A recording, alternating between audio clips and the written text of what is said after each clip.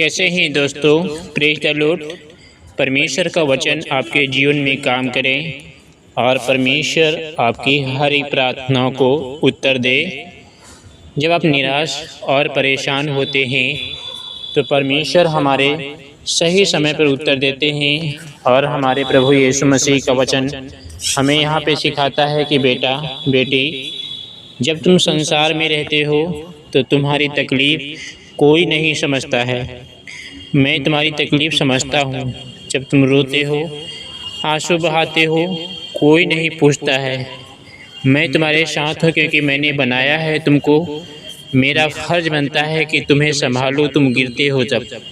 लेकिन बच्चा, मेरी आँखों के सामने तुम हर एक गलत कामों को दूर करो जो मुझे बुरा लगता है, क्योंकि अच्छा नहीं लगता है कि मेरा बेटा जिसके लिए लहू बहाया है मैंने, वो प्रतिदिन मेरी मजाक उड़ाए, वचन को तोड़े और पाप में जीवन बिताए। प्रभु कहते हैं अगर तुम गलतियां करते हो तो पूरा दिन गलतियां अगर की हैं तो रात को सुबह प्रार्थना में ज़रूर माफ़ी मांग लेना चाहिए, क्योंकि हम मनुष्य जाति हैं। हमें हर दिन प्रतिदिन परमेश्वर के सामने माफ़ी मांगने की आवश्यकता है दोस्तों। तो चलिए जी, वीडियो को हम यहाँ पे शुरू करते हैं। चैनल को हमारे सब्सक्राइब कर दीजिए, वीडियो को हमारे लाइक कर दीजिए। परमेश्वर का वचन यहाँ पे कहता है, यहाँ पे परमेश्वर का वचन इस प्रकार में देखने को कुछ मिल जाता है दोस्तों। बहुत ही महत्वपूर्ण ये संदेश आपके लिए हम लेके आए हैं। पहला कुरिन्थियों, दूसरा कुरिन्थियों, यहाँ पे परमेश्वर का वचन कहता है, दूसरा कुरिन्थियों 5:17 कहता है, मसीह में नई सृष्टि। इसीलिए यदि कोई मसीह में है तो वह नई सृष्टि है। पुरानी बातें बीत गईं और देखो सब कुछ नया हो गया। प्रभु यीशु मसीह पे कहते हैं कि जो मसीह यीशु में है अब वो नई सृष्टि बन चुका है। भाइयों और बहनों, यह वचन हमें बहुत बड़ी आशा देता है।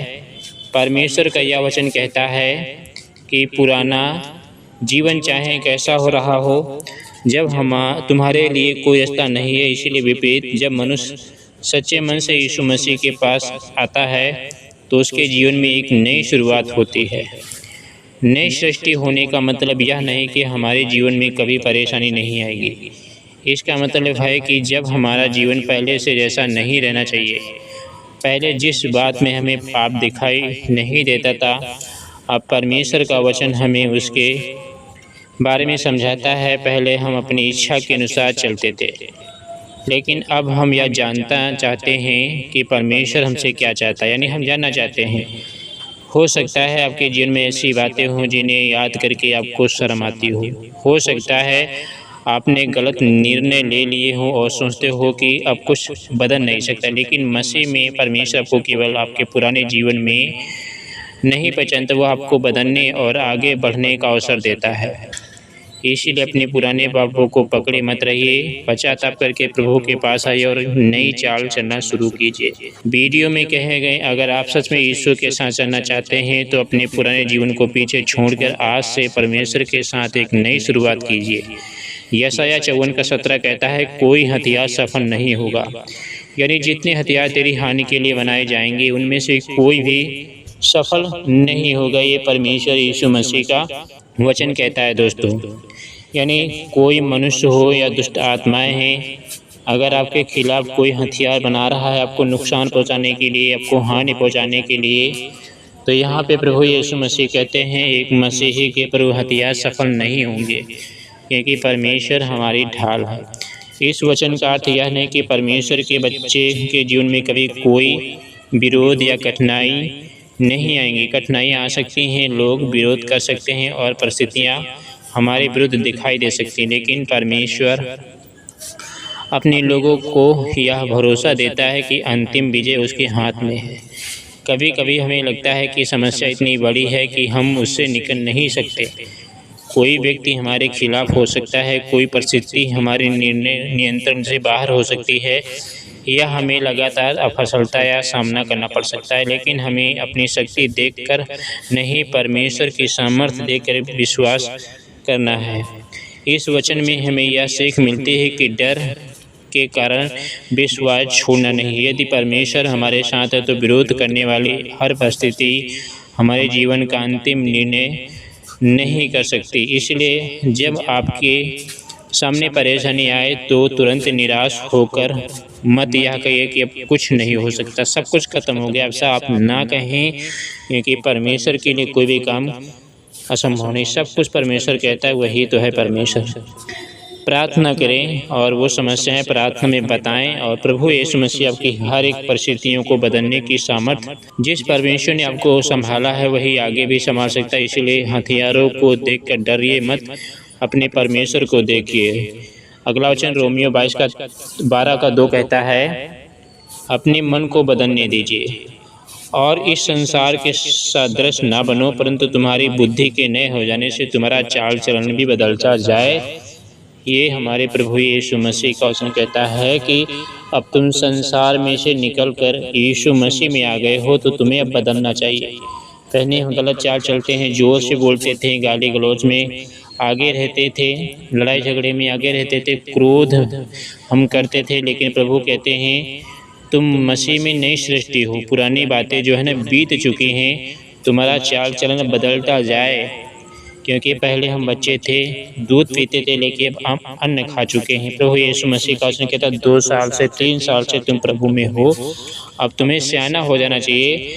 यह वचन हमें बताता है कि मसीही जीवन केवल बाहर से बदल जाने का नाम नहीं, असली परिवर्तन हमारे मन और सोच से शुरू होता है। क्योंकि प्रभु कहते हैं मन को शुद्ध करो, पवित्र करो, क्योंकि ज़्यादा अटैक शैतान मन के ऊपर करता है। दोस्तों, अगर हमारी सोच वही रहेगी, जो हमारा व्यवहार भी धीरे धीरे वैसा ही बना रहेगा। इसीलिए परमेश्वर चाहता है कि उसका वचन हमारी सोच को बदल दे। दुनिया हमें बहुत सारी बातें सिखाती है, दूसरों से तुलना करना, लालच करना, बदला लेना, घमंड करना और अपनी इच्छा को सबसे ऊपर रखना। लेकिन परमेश्वर का वचन हमें एक अलग रास्ता सिखाता है। जब हम रोज़ परमेश्वर का वचन पढ़ते हैं, प्रार्थना करते हैं और उसके वचन अनुसार जीवन जीने की कोशिश करते हैं, तो धीरे धीरे हमारे फैसले बदलने लगते हैं। पहले हम गुस्से में तुरंत जवाब दे देते थे, जब हम रुककर सोचने लगते हैं।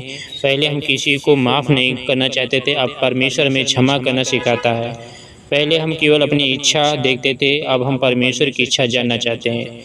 यही मन जो है ना आपका बदलना चाहिए। दोस्तों, अपने जीवन को बदलने के लिए केवल परिस्थितियों को बदलने की कोशिश मत कीजिए, परमेश्वर से कहिए कि प्रभु सबसे पहले मेरी सोच को बदल दीजिए। 4 वचन याकूब 1:12 कहता है, धन्य है वह मनुष्य जो परीक्षा में स्थिर रहता है, क्योंकि वह खरा निकलकर जीवन का मुकुट पा जाएगा, जिसकी प्रतिज्ञा प्रभु ने अपने प्रेम करने वालों को दी है। यानी प्रभु यीशु मसीह यहाँ पे सिखाते हैं कि एक विश्वासी को परीक्षा में खड़े रहना है। जब परीक्षा में खड़ा रहेगा विश्वासी, तो वो खरा निकल जाएगा, और खरा निकल कर प्रभु यीशु मसीह कहते हैं वो जीवन का मुकुट एक दिन पा जाएगा। तो हमें जीवन का मुकुट पाना है, जो प्रभु यीशु मसीह ने हमें स्वर्ग में हमारे लिए रखा है। वो जीवन का मुकुट है अनंत काल का जीवन। इसीलिए प्रभु हमें पुकार रहा है, दोनों हाथों से गले लगाना चाहता है। दोस्तों, समस्याओं की तरफ ना देखें, प्रभु यीशु मसीह की तरफ देखें। भाइयों और बहनों, इस वचन में एक बहुत महत्वपूर्ण बात है।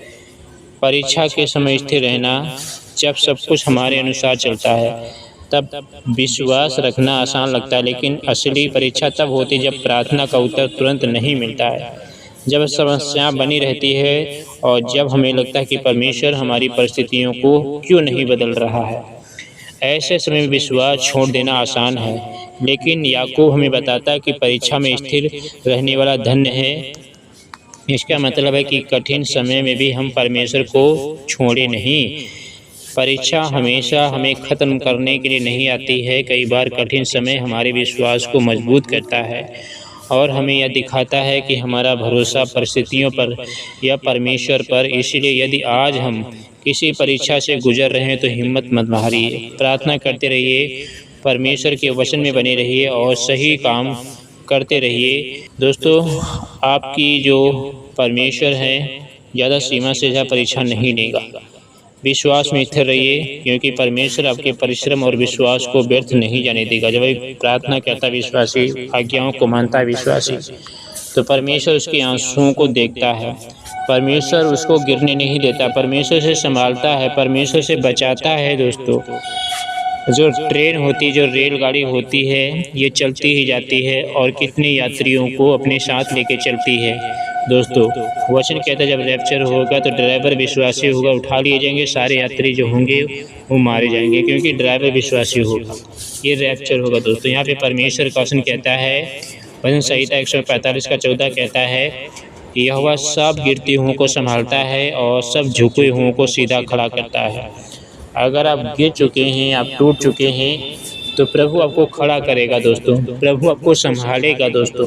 और प्रभु के पास आइए, आपको गिरने नहीं देगा, आपको फिसलने नहीं देगा, आपको कर्जे में नहीं रहने देगा, आपको श्राप में नहीं रहने देगा, आपको हर तरफ झुकने नहीं देगा। वचन कहता है कि उन लोगों के लिए बहुत बड़ी सांत्वना है जो अपने जीवन में टूटे हुए हैं। परमेश्वर का वचन ये कहता है दोस्तों, कभी इंसान बाहर से बिल्कुल ठीक दिखाई देता है लेकिन अंदर से बहुत परेशान होता है। कोई आर्थिक परेशानी में हो सकता है, कोई परिवार की समस्या से गुजर रहा होता है, कोई अपने भविष्य को लेकर चिंतित हो सकता है और कभी कभी मनुष्य अपनी ही गलतियों के कारण गिर जाता है। लेकिन परमेश्वर गिरने वाले व्यक्ति को देखकर उसे छोड़ नहीं देता, वह संभालने वाला परमेश्वर है। इसका मतलब यह नहीं कि हमें जानबूझकर गलत रास्ते पर चलना चाहिए, बल्कि जब हम गिर जाएं तो हमें उठकर परमेश्वर के पास वापस आना चाहिए। अगर आज आपको लगता है कि आप बहुत नीचे गिर गए हैं तो याद रखिए, परमेश्वर आपकी हर एक परिस्थितियों को बदल सकता है। परमेश्वर के सामने कोई भी कठिन काम नहीं है, कोई भी परिस्थितियाँ बड़ी नहीं हैं। हो सकता है जो लोग आपकी कमजोरी देखकर आपको छोड़ देते हैं, लेकिन परमेश्वर टूटे हुए मनुष्य को उठाने और फिर से खड़ा करने में सामर्थ्य है। ये लास्ट वचन पढ़ने जा रहा हूँ। याकूब 5:13 कहता है, यदि तुम में कोई दुखी हो तो वह प्रार्थना करे, यदि कोई आनंदित हुआ स्तुति के भजन गाए। दुख में हो, संकट में, तकलीफ में हो तो प्रभु कहते हैं प्रार्थना करो, और आनंदित हो तो भजन कीर्तन करे। यह वचन में जीवन की दोनों परिस्थितियों के बारे में सिखाता है, दुख और आनंद। जब दुख आता है तो कई लोग परमेश्वर से दूर हो जाते हैं, वे कहते हैं मेरे साथ ही ऐसा क्यों होता। लेकिन बाइबल में दुख के समय परमेश्वर से दूर जाने के बजाय उसकी ओर करीब आने के लिए कहती है। यदि आपका मन भारी है तो परमेश्वर से बात कीजिए, अपनी परेशानी छिपाने की जरूरत नहीं है। आप अपनी चिंता, डर और दर्द उसके सामने रख सकते हैं, और जब परमेश्वर आपको खुशी देता है तब भी उसे भूलना नहीं। आनंद के समय उसकी स्तुति करनी है, यानी परिस्थिति चाहे कैसी भी हो, दुख में प्रार्थना और आनंद में स्तुति। वीडियो में कहे गए आपके जीवन में आज दुख है तो प्रार्थना कीजिए, और यदि आज खुशी है तो परमेश्वर को धन्यवाद कीजिए। हर परिस्थिति में परमेश्वर के साथ जुड़े रहिए। यहाँ पे परमेश्वर का वचन दोस्तों कहता है। तो सबको जय मसीह की, गॉड ब्लेस यू। परमेश्वर आपको बहुत सारी आशीष दे और परमेश्वर के साथ बने रहिए और वीडियो को शेयर कीजिए। आपके साथ परमेश्वर है। धन्यवाद करते हैं। प्रभु आप मदद करें। आमीन।